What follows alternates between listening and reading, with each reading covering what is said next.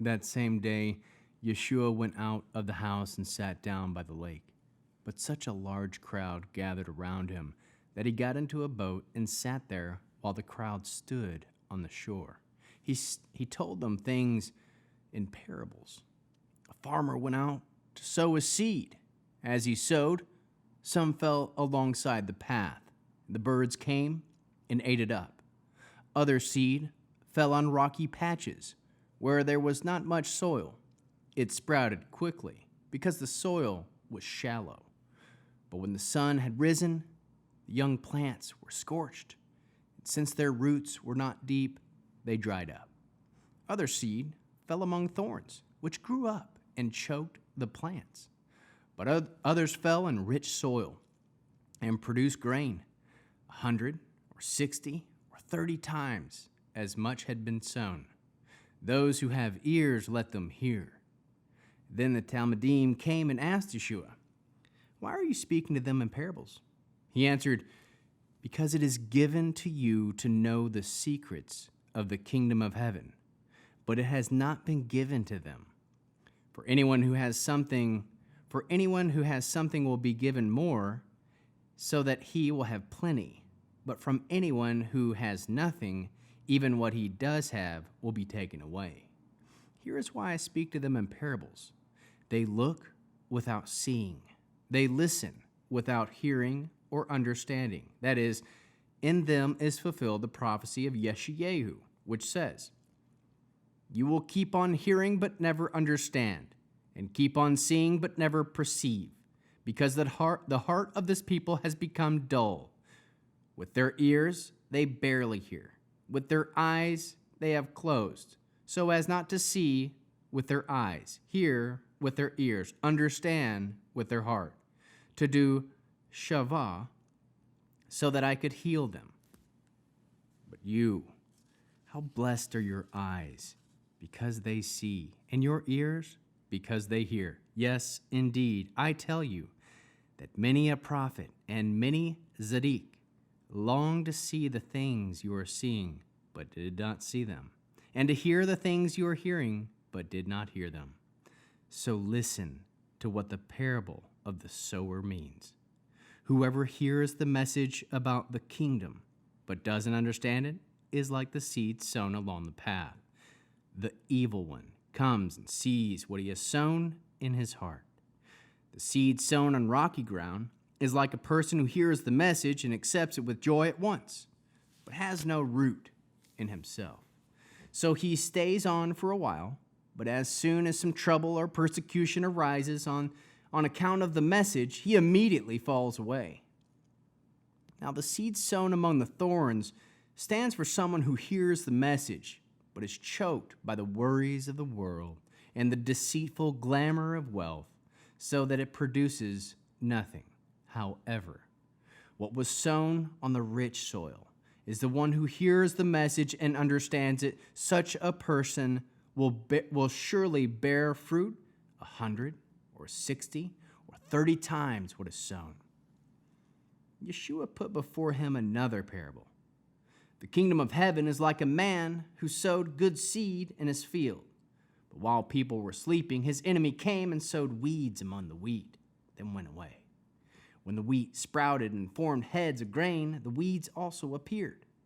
The owner's servants came at him and said, "Sir, didn't you sow good seed in your field? Where have the weeds come from?" He answered, "An enemy has done this." The servants asked, "Do you want us to go and pull them up?" But he said, "No, because if you pull up the weeds, you might uproot some of the wheat at the same time. Let them both grow together until the harvest. And at the harvest time, I will tell the reapers to collect the weeds first and tie them in bundles to be burned, but to gather the wheat into my barn." Yeshua put before them another parable. The kingdom of heaven is like a mustard seed, which a man takes and sows in his field. It is the smallest of all seeds, but when it grows up, it is larger than any garden plant and becomes a tree, so that birds flying about come and nest in its branches. And he told them yet another parable. The kingdom of heaven is like yeast that a woman took and mixed with a bushel of flour, then waited until the whole batch of dough rose. All these things Yeshua said to the crowds in parables. Indeed, he said nothing to them without using a parable. This was to fulfill what had been spoken through the prophet. I will open my mouth in parables. I will say what has been hidden since creation of the universe. Then he left the crowds and went into the house. His talmidim approached him and said, Explain to us the parable of the weeds in the field. He answered, The one who sows the good seed is the Son of Man. The field is the world. As for the good seed, these are the people who belong to the kingdom, and the weeds are the people who belong to the evil one. The enemy who sows them is the adversary. The harvest is the end of the age, and the harvesters are angels. Just as the weeds are collected and burned up in the fire, so will it be at the end of the age. The Son of Man has sent forth his angels, and they will collect out of his kingdom all the things that cause people to sin and all the people who are far from Torah. And they will throw them into the fiery furnace, where people will wail and grind their teeth. Then the righteous will shine forth like the sun in the kingdom of their Father. Whoever has ear, let him hear. The kingdom of heaven is like a treasure hidden in a field. A man found it, hid it again, then in great joy went and sold everything he owned and bought that field. Again, the kingdom of heaven is like a merchant in a lookout for fine pearls. On finding one very valuable pearl, he went away, sold everything he owned, and bought it. Once more, the kingdom of heaven is like a net thrown into the lake that caught all kinds of fish. When it was full, the fishermen brought the net up into the shore, sat down and collected the good fish in baskets, but threw the bad fish away. So it will be at the close of the end of age. The angels will go forth and separate the evil people from among the righteous, and throw them into the fiery furnace, where they will wail and grind their teeth. Have you understood all these things? Yes, they answered. He said to them, So then, every Torah teacher who has been made into a Talmud for the kingdom of heaven is like the owner of a home who brings out of his storage room both new things and old. When Yeshua had finished these parables, he left and went to his own town. There he taught them in their synagogue in a way that astounded them, so that they asked, Where did this man's wisdom and miracles come from? Isn't he the carpenter's son? Isn't his mother called Miriam? And his brothers Yaakov, Yosef, Shimon, and Yehuda? And his sisters, aren't they all with us? So where did he get all of this? They took offense at him. But Yeshua said to them, The only place where people don't respect a prophet is in his hometown, in his own house. He did few miracles there because of their lack of trust. Around that time, Herod, the regional governor, heard of the fame of Yeshua and said to his attendants, This must be Yochanan the Immerser. He has been raised from the dead. That's why these miraculous powers are at work in him. For Herod had arrested Yochanan, put him in chains, and thrown him in prison because of Herodias, the wife of his brother Philip. Since Yochanan had told Herod, It violates the Torah for you to have her as your wife. Herod had wanted to put Yochanan to death, but he was afraid of the people in whose eyes Yochanan was a prophet. However, at Herod's birthday celebration, Herodias' daughter danced before the company and pleased Herod so much that he promised with an oath to give her whatever she asked. Prompted by her mother, she said, Give me here on a platter the head of Yochanan the Immerser. The king became deeply upset, but out of regard for the oaths he had sworn before his dinner guest, he ordered that her wish be granted and sent her to have Yochanan beheaded in prison. The head was brought on a platter to the girl.